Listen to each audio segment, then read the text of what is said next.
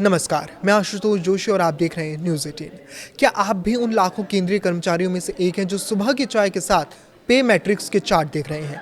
क्या सरकारी गलियारों में चल रही बैठकों की सुगबुगाहट आपके बैंक बैलेंस को बदलने वाली है? जी हाँ, 8वें वेतन आयोग की सुगबुगाहट अब एक शोर में बदल चुकी है और जो आंकड़े सामने आ रहे हैं वो किसी सपने से कम नहीं है। चपरासी से लेकर आईएएस अधिकारी तक हर किसी की नज़र अब उस मैजिक नंबर पर है जिसे फिटमेंट फैक्टर कहा जाता है। तो तैयार हो जाए, क्योंकि आज हम आपको बताएंगे उस संभावित वेतन वृद्धि के बारे में जो भारतीय प्रशासनिक ढांचे की सूरत बदल सकता है। भारत में सरकारी नौकरी का मतलब सिर्फ रोजगार नहीं बल्कि सामाजिक सुरक्षा और सम्मान है। वर्तमान में 7वें वेतन आयोग के तहत कर्मचारी वेतन पा रहे हैं, लेकिन बढ़ती महंगाई और जीवन स्तर को देखते हुए अब 8वें वेतन आयोग की मांग ने जोर पकड़ लिया है।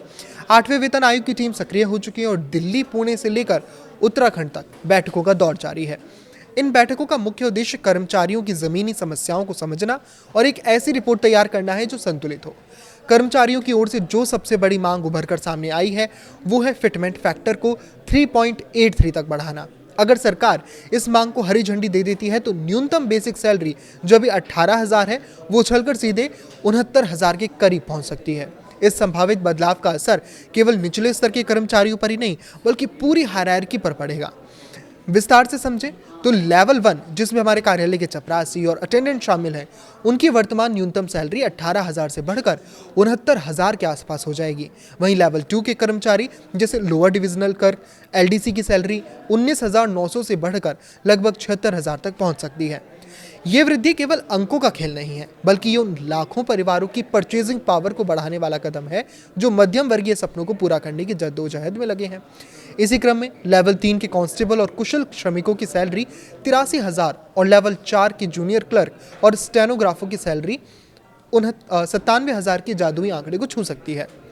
मिड लेवल कर्मचारियों और अधिकारियों के लिए भी ये खबर किसी दिवाली बोनस से कम नहीं है।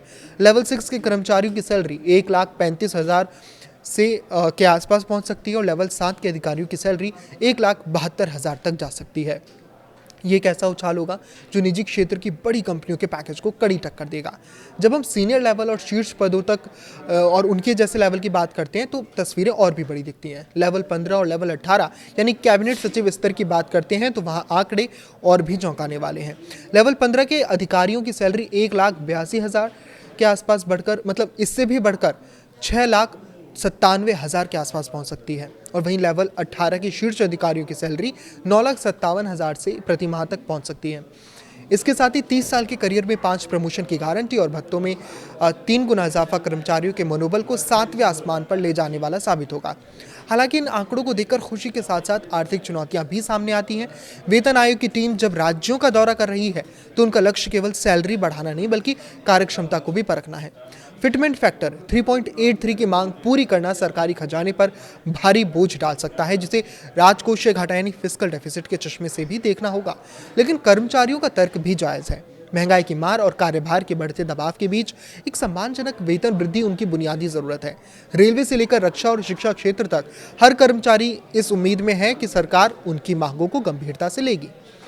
8वें वेतन आयोग की यह संभावित रिपोर्ट केवल एक वित्तीय दस्तावेज नहीं बल्कि करोड़ों भारतीयों के जीवन स्तर को प्रभावित करने वाला एक सामाजिक उपकरण है। अगर वेतन में इतनी भारी वृद्धि होती है तो इसका सीधा सकारात्मक प्रभाव बाजार की मांग पर पड़ेगा। जब कर्मचारियों की जेब में ज्यादा पैसा होगा तो रियल एस्टेट, ऑटोमोबाइल और कंज्यूमर गुड्स जैसे सेक्टरों में तेजी आएगी। हालांकि इसका दूसरा पहलू इन्फ्लेशन की चुनौती भी हो सकता है। समाज पर इसका गहरा प्रभाव ये होगा कि सरकारी नौकरियों के प्रति आकर्षण और बढ़ेगा, जिससे ब्रेन ड्रेन रुक सकता है। लेकिन सबसे अहम बात यह है कि क्या सरकार और आयोग के बीच इस 3.83 के आंकड़े पर सहमति बन पाएगी। आने वाले समय में आयोग की रिपोर्ट और उस पर सरकार का फैसला ये तय करेगा कि सबका साथ सबका विकास के नारे में सरकारी कर्मचारियों के लिए कितनी जगह है। फिलहाल दिल्ली से देहरादून तक बैठकों का दौर जारी है और लाखों जितने भी कर्मचारी हैं वो सब एक बेहतर भविष्य की रिपोर्ट के इंतजार में टिकी हैं। इस पर आपकी क्या राय है, हमें कमेंट करके ज़रूर बताएं। लाइक करें, शेयर करें और इसी तरह जुड़े रहें। नमस्कार।